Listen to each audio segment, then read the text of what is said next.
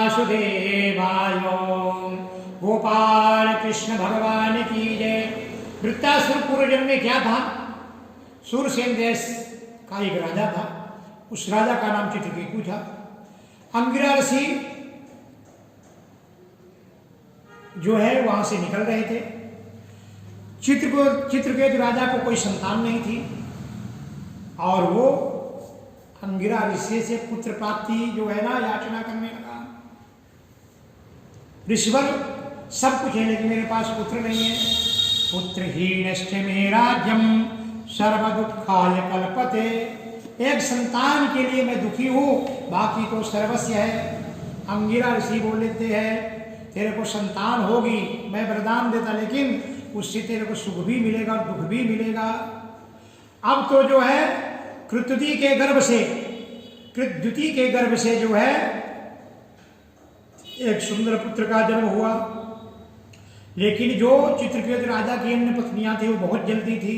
सौतों ने विष दे दिया और उस बालक की मृत्यु हो गई। वहां से नारद जी और अंगिरा जी वहां से निकल रहे थे। उसका पार्थिव शरीर पड़ा हुआ था और चित्रकेतु जो है वहां पर सिर पकड़ के रो रहा था। नारद जी और अंगिरा जी दोनों अपने तपोबल से उस पुत्र को जीवित कर दिए। देखो पुत्र, बेटा तुम्हारे पिता रो रहे हैं, कब से तुम्हारी आशा लगा के बैठे हुए। जब वो पुत्र उठ के बैठता है तो बोलते कितने नंबर का पिता मेरा रो रहा, कितने नंबर। अब उनको वैराग्य हुआ कि अरे मेरे तो बहुत जन्म हो गए, मैं कभी पशु बनता, कभी पक्षी बनता, कभी जो है ना हम कितने योनियों में गए, तो कितने पिता बनाए, कितने पुत्र बनाए, कितने जो है सगोत्री बनाए। उनको ज्ञान हुआ, चित्रकेतु को वैराग्य हुआ, शंकरसर प्रभु का उपदेश सुना और विद्याधरत्व बन गए। गोपाल कृष्ण भगवान की जय। जब मनुष्य मेरे स्वरूप को भूल जाता है तब वो अपने आप को आत्मा से अलग मानता है। वही चित्रकेतु एक बार आकाश से उड़ रहा था। पार्वती जी शंकर जी के पास जो है बैठी थी, हंसने लगा। भोलेनाथ की जो है नजदीक देख करके पार्वती को उसको जो है उसका भाव बदल गया, इसलिए भोलेनाथ की महिमा जानता नहीं था।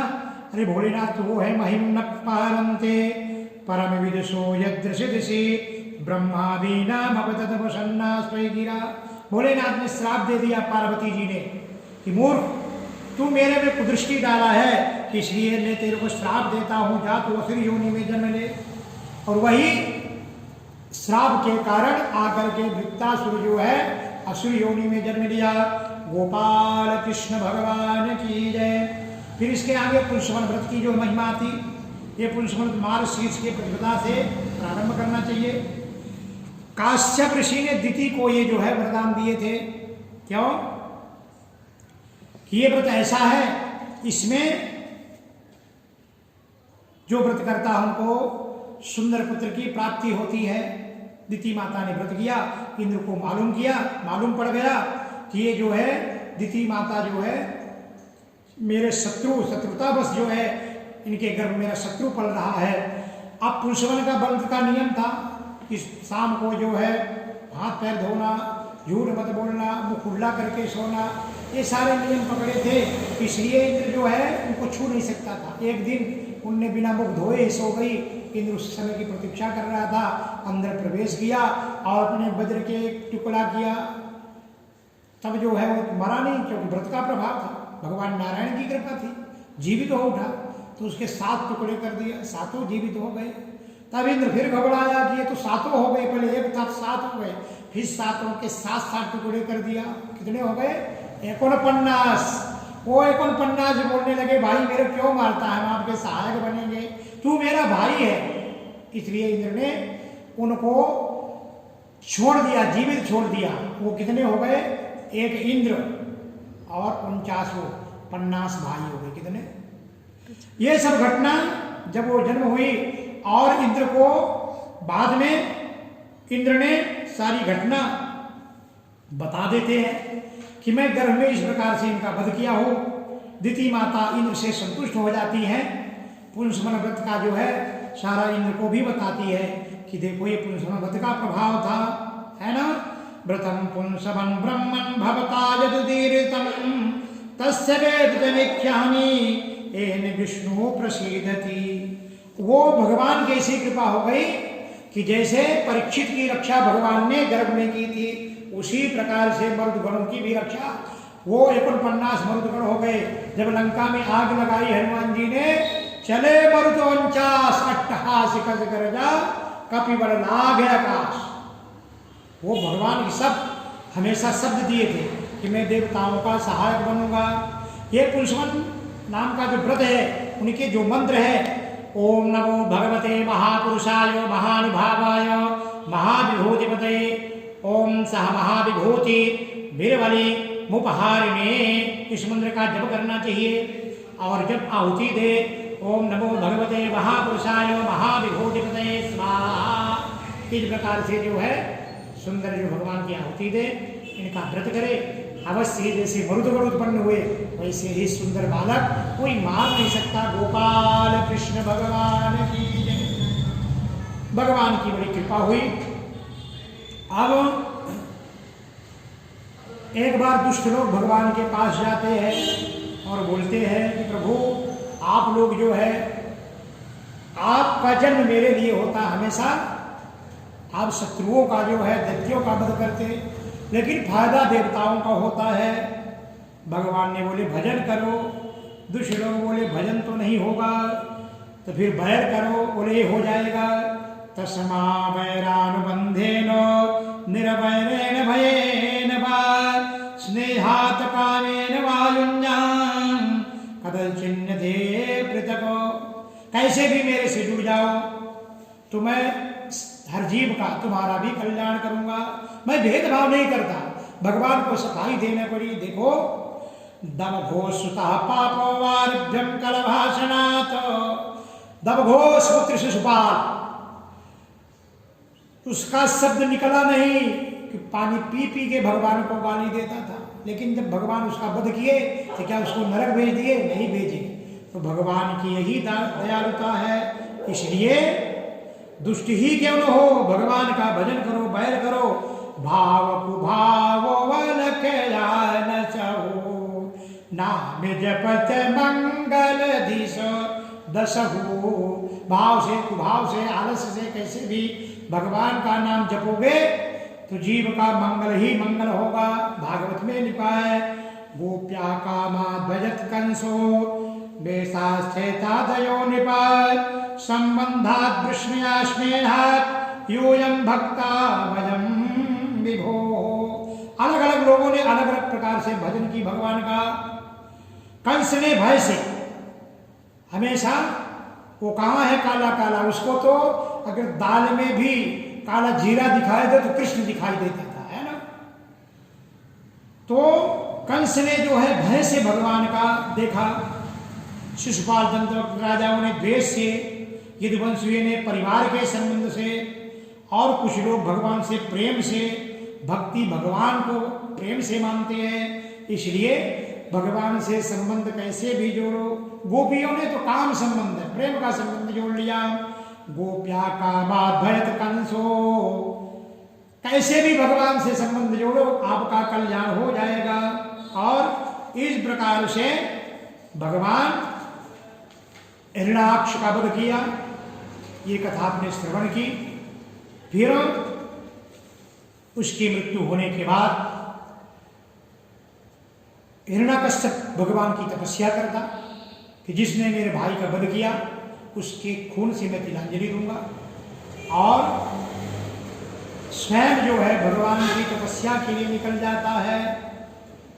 हिरण्याकश्यप का प्रण था, मैं अपनी तपस्या से वो शक्ति प्राप्त करूंगा कि संसार में उलट फेर कर दूंगा। पूरे संसार में जाकर के तपस्या करता। और ये कथा यहाँ तो नहीं है, लेकिन बहुत जगह पर ऐसा भी वर्णन है स्कंद पुराण इत्यादि में कि जब हिरण्याकश्यप अपनी पत्नी कयाधु को बोलता मेरे को तिलक करो, कयाधु ने तिलक किया कि आज मैं तपस्या करके वापिस आऊँगा, जब मेरा जो है तब पूर्ण हो जाएगा तब मैं वापिस आऊँगा। जब वहाँ जाते तो बृहस्पति देवताओं ने बृहस्पति को तोता बनाया, जहाँ ये बैठा तो वहाँ नारायण नारायण बोलने लगा। इसने बोला बिल्कुल अशुभ हो रहा, उठ के दूसरे ठिकाने बैठ गया। वो पक्षी उठ के फिर बोलने लगा, फिर जो है कुछ समय तक बंद कर दिया तपस्या, फिर कहीं तीसरे ठिकान में गया, जहाँ जाए वहाँ पक्षी हो नारायण नारायण। अंतिम में जो विचार किया अब सगुन अच्छा नहीं है, घर में गया। कयाधु ने प्रश्न किया, आप बोले थे कि हम तब पूर्ण करके वापिस आएंगे, क्या बताओ देवी। वहाँ पर गया, एक जो है पोपट नारायण नारायण नारायण मेरे शत्रु का नाम ले रहा था। मैंने बोला कि शत्रु का नाम सुनकर के मेरी तपस्या कैसे सफल होगी। कयाधु मन में विचार की, ये तो कभी भगवान का नाम नहीं लेते, ये तो जो है इनके मुख में नारायण। उसने विचार किया अब सही समय है। 3 बार सुबह पूछी, दोपहर में बोले स्वामी आप बोले थे लेकिन मैं सुन नहीं पाई थी, काम में लगी थी। फिर वही प्रश्न, क्या बताऊं देवी। वो पोपट आ गया, फिर मैं वहाँ बैठा, फिर उनने नारायण नारायण बोलवा लिया। शाम हुई, जब सोने गई फिर उसने प्रश्न किया कि दोपहर बोले लेकिन पूरा पूरा नहीं समझ पाई। बोले मैं जब वहाँ बैठा तो नारायण नारायण चिल्ला, तो बोले दूसरे ठिकाने चले जाना था। बोले वहाँ भी गए तो वहाँ भी वो पोपट आकर के जो है नारायण नारायण नारायण बोलने लगा। अब कयाधु ने विचार किया कि इसी समय जो है अगर भगवान का नाम कोई ले गए लेकर के और कोई बालक माँ के गर्भ में जब आएगा वो भक्त उत्पन्न होगा। आयु कर्म च विद्यंच विद्या निधन में बचा पंचैतान सृज्यन्ते गर्भस्थैः देहिना। ये सारे संस्कार माँ के गर्भ में मिलते हैं। उसी दिन कयाधु गर्भवती हुई और वो प्रहलाद रूपी बालक उनके गर्भ में आता है। जैसे माँ की चित्तवृत्ति रहती है उसी प्रकार से बालक माँ के गर्भ में आते हैं। जो माताएं खड़ू खाती हैं तो बालक खड़ू ही खाता है जन्म लेने के बाद। कुछ माताएं जब गर्भवती होती तो माटी खाती तो बालक भी माटी खाने लगता है। कुछ लोग जो है ना ठेसा खाएंगे, मिर्ची खाएंगे, उल्टे सीधे खाएंगे तो बालक भी हमको दूध दही दे दिया तो फेंक देता, मीठा नहीं खाता, लेकिन ठेसी मिर्ची पकड़ाए खा लेता है। क्यों कि तत्क्षेत्रम औषधि पात्रम, माँ का गर्भ ही औषधि का पात्र है। जो माँ बाप के विचार रहते उसी प्रकार से वो बालक जन्म लेता है। अब इधर हिरण्याकश्यप तपस्या को चला गया, कयाधु गर्भवती हुई। इंद्र को मालूम पड़ा कि ये जो है मेरा शत्रु इस गर्भ में पल रहा है। इंद्र जाकर कयाधु का अपहरण करता। कयाधु चिल्लाती है, नारद जी वहां प्रकट होते हैं, नारद जी रास्ते में मिल जाते हैं। इंद्र को जो है बहुत कोसते हैं, आप देवताओं के स्वामी हैं, राजा हैं, आपको ये कार्य शोभा नहीं देता, आप कयाधु को छोड़ दो, मैं श्राप दूंगा। इंद्र डर जाते हैं, कयाधु को छोड़ते और जो है नारद जी कयाधु को अपने आश्रम में लेके जाते। अब वो जो बालक गर्भ में था प्रतिदिन भगवान की चर्चा सुनता है, भगवान की नाम की महिमा सुनता है, भगवान का ईश्वर गुण सुनता है, भक्ति सुनता है। और जब तक हिरण्याकश्यप तपस्या कर रहा था तब तक जो है कयाधु देवर्षि के आश्रम में थी। हिरण्याकश्यप घोर तपस्या किया, भगवान प्रकट हुए, बोले बेटे उठो। ब्रह्मा जी आकर के प्रसन्न हो गए। उत्तोतिष्ठ भद्रम ते तपः सिद्ध्योपकश्यप, हे काश्यप नंदन उठो, मैं आपको वरदान देता हूं। लेकिन उसके शरीर में तो हड्डी हड्डी बची, कुछ बचा ही नहीं था। 100 वर्ष तक बिना पानी पिए उसने तप किया और इसी कारण से ब्रह्मदेव प्रकट होना पड़ा। शरीर में चींटियां लग गई थी। ब्रह्मा जी ने अपने कमंडल से जल लिया, उसके शरीर में डाला, उसका शरीर हिष्ट पुष्ट हो गया। शरीर में दीमक लग गई थी। आंख खोलकर देखता है तो हंस पर सवार ब्रह्मा जी सामने खड़े थे। शरीर में आनंद के आंसू उमड़ पड़ते हैं। हिरण्याकश्यप वरदान मांगता है कि प्रभु अगर मेरे ऊपर आप प्रसन्न तो मेरे को वरदान दो, मैं अजर अमर हो जाऊं। ब्रह्मा जी बोलते मैं अजर अमर नहीं तो तेरे को कहां से वरदान दूंगा, दूसरा मान। तब जो है वरदान मांगता है, नाम तरमहिर्दिवानक्त्यम अस्यादपिचायुधै न भूमौ नाम्बरे मृत्युर्नामृगैरपि। ब्रह्मा जी, ब्रह्मदेव अगर आप मेरे ऊपर प्रसन्न है तो मैं तो जो है ना बाहर मरूं, न भीतर मरूं, न दिन में मरूं, न रात में मरूं, ना अंबर न आकाश में मरूं, ना पाताल में मरूं, है ना।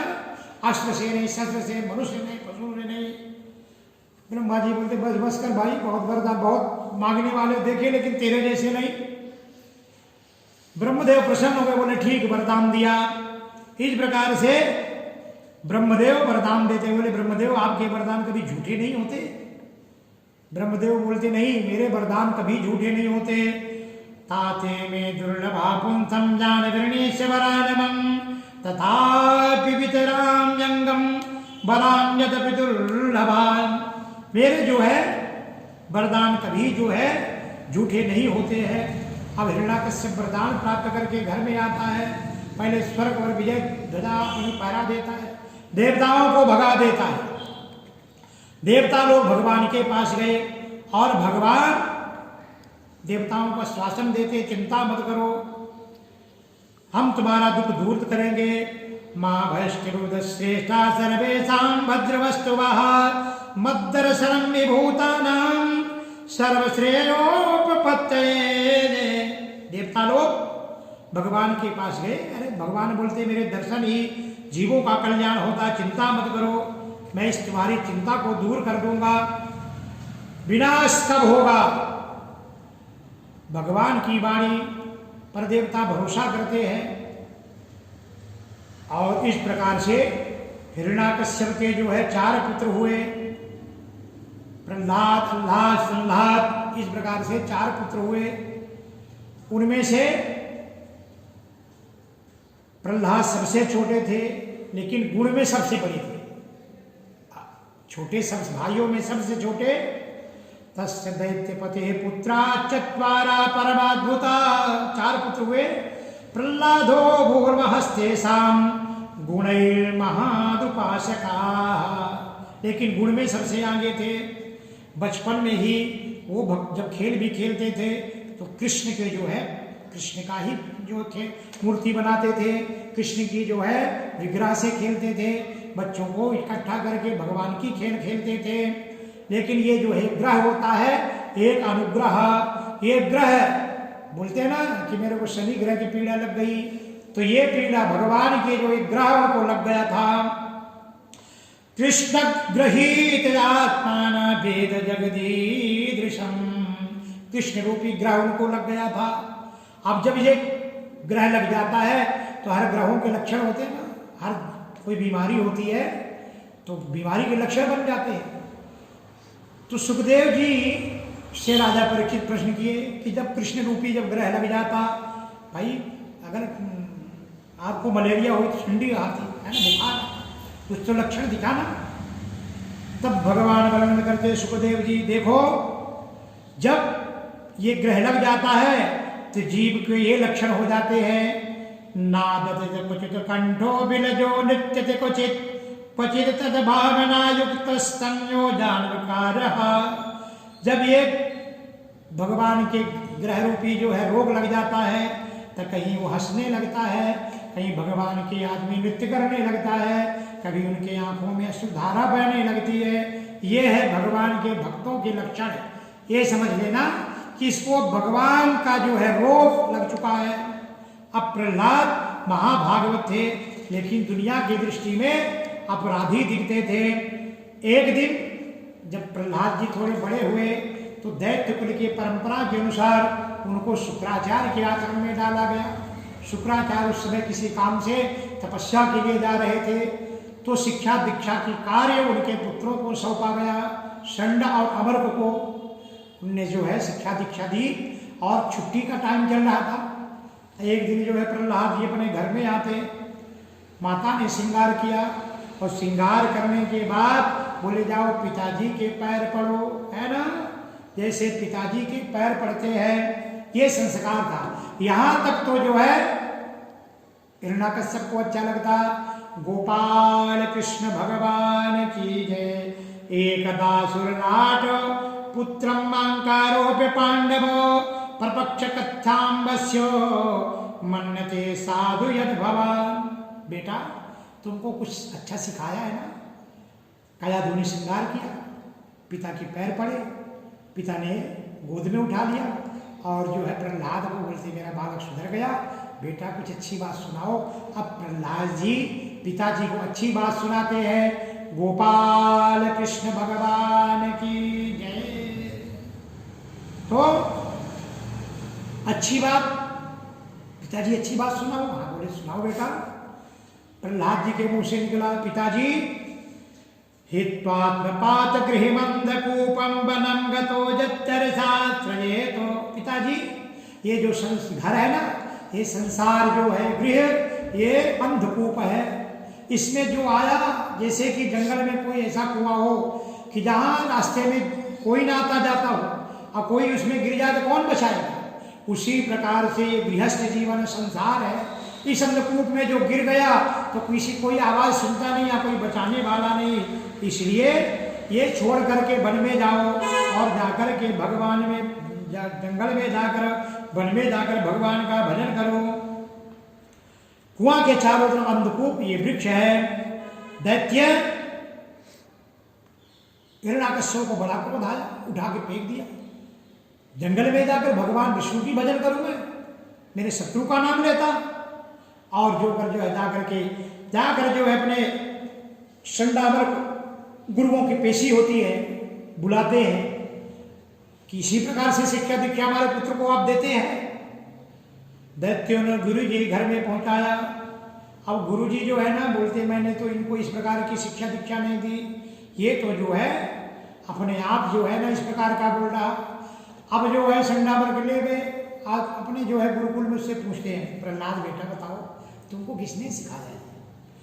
बस प्रहलाद भद्रम में सत्यम कथय मामृषाल बालानिकुतस्तेभ्यं मे स बुद्धि विपर्यः। तुम्हारी ऐसी उल्टी बुद्धि कहां से आ गई? प्रहलाद बेटा बताओ, तुम्हारे गुरुजन तो ये नहीं सिखाते, हम लोग तो इस प्रकार की बात कभी सिखाए नहीं। अब प्रहलाद जी बोलते ये मेरा नहीं है, मेरे प्रभु का दिया हुआ है। तथा में विद्यते थे चक्रपाणी निरीक्षजा। तेरे चक्रपाणी भगवान, चुंबक में जितनी ताकत होगी लोखंड वैसा खिंच के आएगा। जैसे भक्त ये भगवान हमारे विष्णु भगवान नारायण की कृपा है, ये उनकी कृपा से मेरे बुद्धि में आ रहा, वैसा मैं करता हूं। अब राज सेवका, गुरु की दक्षिणा चरणों में निवेदन की जाती, लेकिन जो राज सेवक होता है, जो जिसको बोलते नौकरी कि हम नौकर हैं, उनको तो यही दशा होती है। हिरण्याकश्यप के राज्य में राज सेवक थे, और उसके बाद फिर जो है कुछ दिन के बाद प्रहलाद जी घर में आते हैं। हिरण्याकश्यप बुलवाता है और माता जी ने उनका श्रृंगार किया और बोले जाओ पातयो पतितं बालं प्रजनद्यासि सासुराः। बेटा जाओ, आपके पिताजी वहाँ सिंहासन में बैठे हैं, उनके पैर पड़ लो।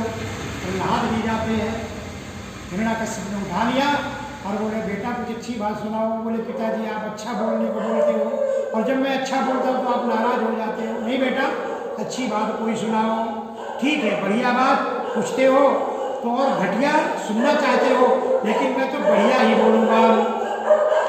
अब तो जो है प्रहलाद जी हिरण्याकश्यप को उपदेश देते हैं, पिताजी श्रवणम कीर्तनम विष्णु स्मरणम पाद सेवनम अर्चनम वंदनम दास्यो सख्य आत्मनिवेदनम।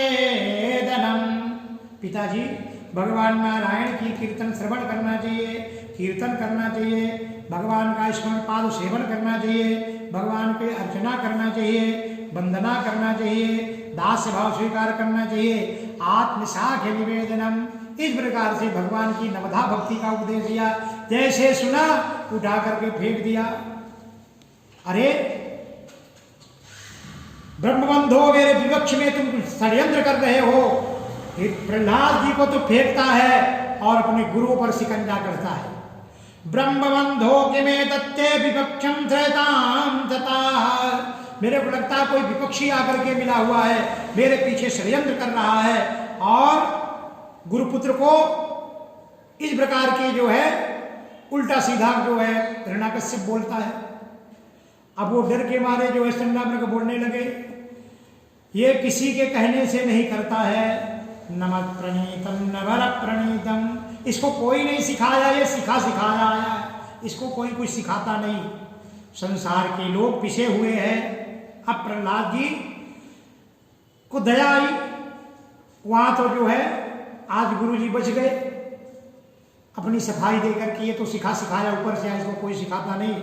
और प्रहलाद जी अपने जो है बच्चों को इकट्ठा करते, सबको बोलते हैं कि संसार के लोग तो सब पिसे पिसाए हैं, इंद्रिय विषय की ओर जाते हैं, और जिसने घर में रहने का व्रत ले लिया है उसका उद्धार कैसे होगा। गोपाल कृष्ण भगवान की जय। सब बच्चों को जो है प्रहलाद जी इकट्ठा करते और भगवान नारायण का भजन करते। वहां पर जो उनके गुरु जी आते हैं, देखते हैं भगवान की भक्ति, वो भी भगवान का भजन करने लगते हैं। बाद में जब उनको वो याद आता करे ये तो जो है दैत्यों का कुल है, यहाँ तो जो है दैत्य गुरुकुल है, यहाँ तो नारायण के स्मरण करना ठीक नहीं है। अब जो है हिरण्याकश्यप षड्यंत्र करता है, इसको कैसे मराया जाए। तो इनको जो है कंटकद्रुमाः, ऐसा लगता है चंदन के जंगल पर जो है ये कांटे का बबूल का वृक्ष उत्पन्न हो चुका है, इसलिए उसने मारने का षड्यंत्र करता है। गोपाल कृष्ण भगवान